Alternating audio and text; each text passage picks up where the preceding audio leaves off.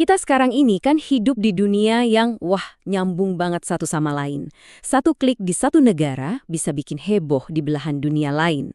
Tapi, pernah kepikiran nggak, gimana kalau hukum di satu negara, ternyata malah tabrakan sama hukum di negara lain? Di dunia yang udah kayak nggak ada batasnya ini, sebetulnya aturan main punya siapa sih yang harus kita ikutin? Oke, biar gampang ngebayanginnya, kita langsung aja bedah satu kasus nyata. Kasus yang benar-benar nunjukin betapa ruwetnya hukum global di zaman sekarang. Kasus ini nih ngelibatin salah satu raksasa internet dan salah satu bagian paling kelam dari sejarah dunia. Dan ini dia pertanyaan kuncinya. Di tahun 2000, ada satu kasus besar yang meledak dan langsung menantang batas-batas hukum di era digital. Pertanyaannya kelihatannya simpel, tapi jawabannya rumit banget. Emangnya bisa ya pengadilan di Perancis ngasih hukuman ke perusahaan Amerika yang semua operasinya ada di Amerika? Nah, disinilah masalahnya mulai kelihatan. Di Perancis, menjual barang-barang yang berbau Nazi itu ilegal. Tujuannya baik, untuk melindungi warganya dari sejarah yang traumatis.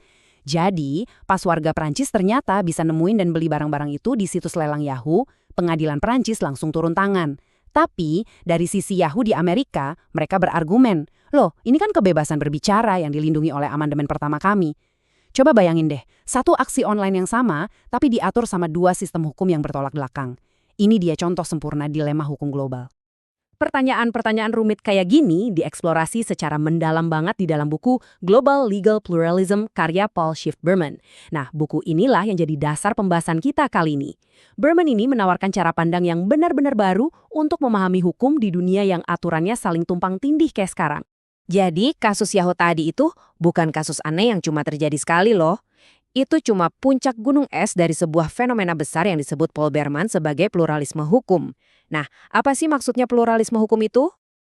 Intinya tuh begini, pluralisme hukum itu artinya kita harus sadar kalau zaman dimana satu tindakan cuma diatur sama satu hukum aja tuh udah lewat. Sekarang, setiap hal yang kita lakukan itu bisa diatur sama berbagai aturan yang tumpang tindih. Ada hukum negara, ada aturan agama, bahkan kebijakan internal perusahaan, dan semuanya itu berlaku di saat yang bersamaan. Coba deh kita pikirin, kita semua kan patuh sama hukum negara kita. Itu udah pasti. Tapi nggak cuma itu. Kita juga terikat sama peraturan daerah di kota atau provinsi tempat kita tinggal. Kalau kita punya bisnis yang ekspor-impor, kita mungkin terikat sama perjanjian dagang internasional. Itu belum termasuk aturan dari komunitas lain loh. Misalnya aturan dari komunitas agama kita, atau bahkan kode etik di kantor tempat kita kerja. Kita semua ini hidup di dalam jaring-jaring aturan yang kompleks banget. Nah, ini yang nunjukin ada pergeseran besar. Di era internet, perdagangan global, dan perpindahan manusia yang masif, gagasan kuno yang bilang kalau hukum itu berhenti di perbatasan negara, itu udah nggak relevan lagi. Model kayak gitu, kata Berman, sudah tidak dapat dipertahankan lagi. Jadi, cuma lihat peta dunia aja udah nggak cukup buat tahu aturan mainnya apa. Dan konflik semacam ini tuh terjadi di mana-mana. Kita udah lihat tadi konflik antar negara, kayak di kasus Yahoo, tapi ada juga loh konflik antara negara sama badan internasional. Coba bayangin, pengadilan dagang kayak NAFTA itu bisa membatalkan putusan pengadilan di suatu negara. Bahkan ada benturan antara hukum negara sama aturan non-negara. Contohnya, waktu hukum waris menurut agama ternyata beda sama hukum sipil negara. Kerumitan ini nyentuh hampir semua aspek kehidupan kita.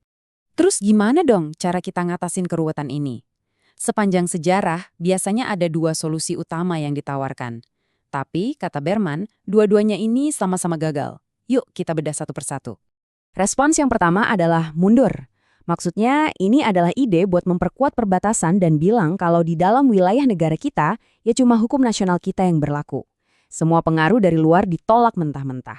Berman menggambarkannya sebagai upaya untuk membangun tembok, entah itu tembok beneran atau tembok peraturan, buat melindungi diri dari pengaruh asing. Ini kayak dorongan buat balik lagi ke dunia yang kelihatannya lebih simpel, di mana setiap negara itu jadi benteng hukumnya masing-masing. Nah, di ujung yang satunya lagi, yang benar-benar kebalikannya, ada yang namanya universalisme. Ini adalah impian buat menciptakan satu set aturan tunggal yang berlaku buat semua orang di seluruh dunia, jadi semua perbedaan hukum bisa hilang. Visinya ini benar-benar lawan dari yang pertama. Bukannya bangun tembok, universalisme malah mau bangun satu rumah global buat semua. Tujuannya adalah menciptakan keseragaman lewat perjanjian-perjanjian internasional dan, pada akhirnya, sebuah hukum dunia. Tapi yaitu, kedua solusi ekstrim ini sama-sama mentok. Coba aja pikir, Bangun benteng di dunia yang udah sekoneksi ini, ya mustahil. Pengaruh dari luar itu pasti akan selalu nemu cara buat masuk. Di sisi lain, bikin satu hukum dunia juga gagal karena itu sama aja kayak nggak peduli sama keragaman budaya, nilai, dan kepentingan kita yang luar biasa. Malah berisiko maksa aturan satu kelompok buat semua orang. Jadi, dua-duanya nggak cocok sama realitas dunia kita yang hibrida ini. Oke, kalau mundur ke balik tembok itu gagal dan membangun satu hukum dunia juga nggak berhasil, terus gimana dong? Nah, disinilah Berman menawarkan sebuah alternatif. Sebuah pendekatan yang justru merangkul kompleksitas ini, bukannya mencoba menghilangkannya. Berman menyebut idenya ini pluralisme kosmopolitan. Inilah gagasan inti dari bukunya, dan ini adalah kerangka kerja untuk menavigasi dunia hukum kita yang saling tumpang tindih. Tapi penting nih buat dipahami. Kata kosmopolitan di sini bukan berarti kita semua harus jadi warga dunia yang seragam dan sama. Justru sebaliknya, ini adalah kesadaran kalau kita semua ini punya banyak identitas dan jadi anggota banyak komunitas sekaligus. Jadi, ini tentang menciptakan ruang untuk dialog di tengah perbedaan, bukan malah menghapus perbedaan itu. Dan ini dia pergeseran cara berpikir yang paling krusial. Tujuannya itu bukan buat nyari siapa yang menang dan yang lain harus kalah. Tujuannya adalah menciptakan sebuah sistem untuk mengelola perbedaan-perbedaan ini dengan cara yang produktif. Terus gimana caranya? Berman menawarkan 3 alat praktis. Pertama, mekanisme prosedural. Ini kayak bikin aturan main yang jelas buat menyelesaikan konflik. Kedua, desain kelembagaan. Ini tentang menciptakan arena atau wadah, misalnya pengadilan hibrida, di mana hukum lokal dan internasional bisa ketemu dan berdialog. Dan yang ketiga, praktik diskursif. Ini tentang mengubah cara kita ngobrol dan berdebat soal hukum supaya lebih terbuka dan konstruktif. Kenapa pendekatan ini dianggap lebih baik? Ya karena dengan melibatkan lebih banyak sudut pandang, kita bisa dapat keputusan yang lebih kreatif dan hasil yang lebih bagus di dunia nyata. Ini juga ngebolehin ciri khas lokal tetap ada, sambil ngebuka kesempatan buat dialog dan bahkan perdebatan yang sehat, yang pada akhirnya bisa menghasilkan solusi yang lebih kuat dan bisa diterima lebih banyak orang. Tapi, ada satu hal yang penting banget buat kita pahami sebelum kita selesai. Pendekatan ini tuh bukan formula ajaib. Pluralisme kosmopolitan ini nggak ngasih kita jawaban pasti, misalnya, di kasus Yahoo tadi, hukum Perancis atau hukum Amerika yang harus menang. Bukan itu. Sebaliknya, pendekatan ini ngasih kita kerangka kerja tentang bagaimana kita seharusnya memutuskan sesuatu. Sebuah proses yang memastikan semua pihak didengar dan keputusan dibuat setelah mempertimbangkan berbagai perspektif. Jadi ini tentang prosesnya, bukan hasilnya yang udah pasti. Dan inilah pertanyaan penutup yang ditinggalkan oleh analisis ini untuk kita renungkan bersama.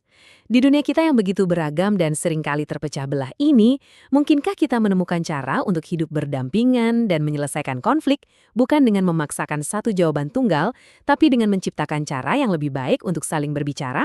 Mungkin mengelola perbedaan kita adalah tujuan yang jauh lebih realistis dan pada akhirnya jauh lebih produktif daripada mati-matian menuntut persetujuan universal.